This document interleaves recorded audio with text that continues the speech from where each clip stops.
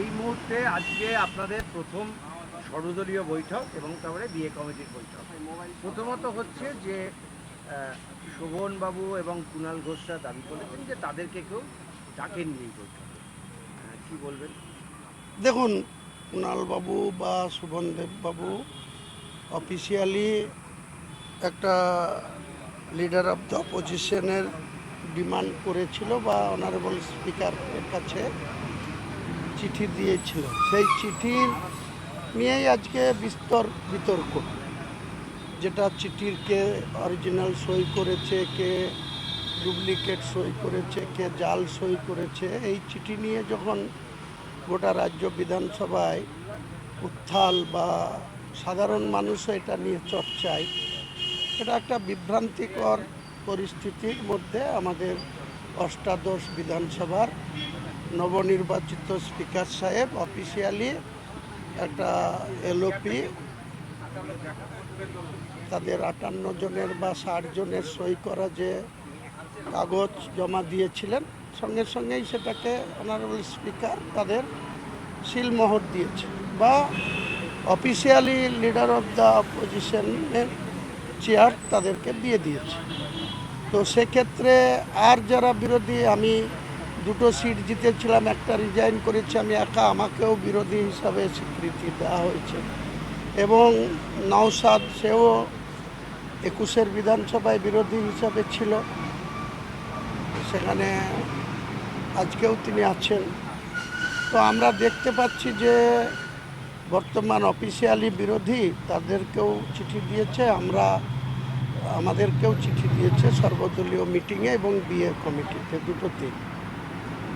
তো সেক্ষেত্রে ওনারা আগে যেমন লোকসভাতে আপনারা দেখলেন যে প্রায় 20 থেকে 22 জন সংসদীয় সিনিয়র মোস্ট নেতা সুদীপ বন্দ্যোপাধ্যায় মমতা বন্দ্যোপাধ্যায়ের স্নেহধন্য হয়ে তিনি কলকাতায়, উত্তর কলকাতার বারবার এমপি হয়ে তিনি দলনেতা ছিলেন এবং যখন তাকে অ্যারেস্ট করে ভুবনেশ্বরে নিয়ে যাওয়া হয়েছিল তখনও নেত্রী তাকে সেই দলনেতার পদ থেকে সরাননি। তিনার মতো ব্যক্তি আজকে একটা অনামী দল, যে দলের কোনো মাথা মুন্ডু কিছুই নাই, ত্রিপুরার লোকও জানে না, আবার বাংলার লোকও কোনো দিন নাম শুনেনি। ত্রিপুরাতে 2টো বিগত বিধানসভাতে 2টো প্রার্থী দিয়েছিল, তাদের সিকিউরিটি ফরফিট তো ব্যাপারই আছে। বাকি আমি তথ্য নিয়েছি, একজনের 4000 আর একজনের 2700 না 2800 ভোট পেয়েছিল। সেই দলেরা তাবর সব বিশেষজ্ঞ, সব মেম্বার অফ পার্লামেন্ট, এত অভিজ্ঞশালী, তারা গিয়ে যোগদান করেছে। তো এবার লোকসভাতেও আগামী দিনে দেখতে পাবেন 20শে জুলাই যখন লোকসভা খুলবে। আর এখন তো 18 তারিখে মাননীয় গভর্নর আসবেন, ভাষণ দেবেন, 22 তারিখে বাজেট হবে, সেদিন ভেতরে অনেক কিছুই দেখা যাবে কে বিরোধী। সুদীপ বন্দ্যোপাধ্যায় তৃণমূল ছেড়ে এনসিপিআইয়ে যোগ দিলেন, এটা তো দলের বড় ক্ষতি। সুদীপবাবু তো একটা বড় নেতা। এই মুহূর্তে সুদীপবাবুর গলায় দড়ি দিয়ে ঝুলা উচিত।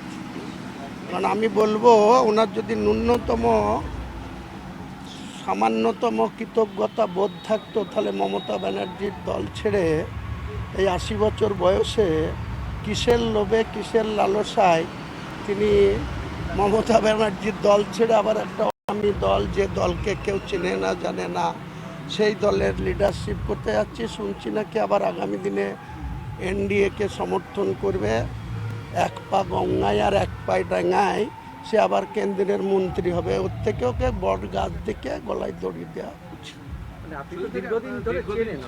হ্যাঁ, আমাদের বহরমপুরে আমাদের দাদাদের ক্লাসমেট ছিল, আমার বড়দার ক্লাসমেট ছিল। ও কী করতো জানেন তো, বাড়ি থেকে বেরিয়ে কলেজে আসতো, কলেজে গেঁজাতো, ছাত্র রাজনীতি করতো। ওই করতে করতে যার একটু চকচকে সাইকেল দেখতো, তখনকার দিনে একটা সাইকেলের দাম ছিল 50 টাকা। তো এদিক ওদিক দেখে লোকজন না থাকলে পরের সাইকেল, আর তখনকার দিনে সাইকেলের এত লক থাকতো না, তালা থাকতো না, ও পরের সাইকেলে চেপে চলে যেত। যদি সাইকেল হলে বলতো এই সুদীপ কেন আমার সাইকেলে যেতে, বলে এই চায়ের দোকানে একটু কাজ আছে, ঘুরে এসে দিচ্ছে। আর যদি সে না দেখতো তাহলে ওই সাইকেলটা গিয়ে 30 টাকায় বিক্রি করে দিত। এর জন্য অফিসিয়ালি সুদীপ বন্দ্যোপাধ্যায়ের মুর্শিদাবাদে একটা নাম আছে, সুদীপ বন্দ্যোপাধ্যায় সাইকেল চোর। এটা আমি আপনাকে জোরের সাথে বলছি, ওর যদি হিম্মত থাকে তাহলে মুর্শিদাবাদের মাটিতে গিয়ে আমার বিরুদ্ধে বলবে, আর আমি প্রমাণ করে দেব। কারণ যাদের সাইকেল চুরি করেছে তারা অধিকাংশ, ওর বয়স 80 হয়ে গেছে, তাদেরও সেই সময় 80 হয়ে গেছে, কেউ পৃথিবী ছেড়ে চলে গেছে, কেউ আছে, তাদের তো ছেলে বা নাতি নাতনিরা আছে, তাদেরকে বললেই বলবে যে আমার দাদুর সাইকেল চুরি করেছে। মানে সুদীপবাবু দাদু মানে কারো সাইকেল চুরি করতো? বললাম তো আপনাকে, অফিসিয়ালি মুর্শিদাবাদ জেলার বহরমপুর শহরের যত মানুষ বাস করে তার মধ্যে আজকের দিনেও এটা অবগত আছে যে সুদীপ বন্দ্যোপাধ্যায়ের অপর নাম সাইকেল চোর।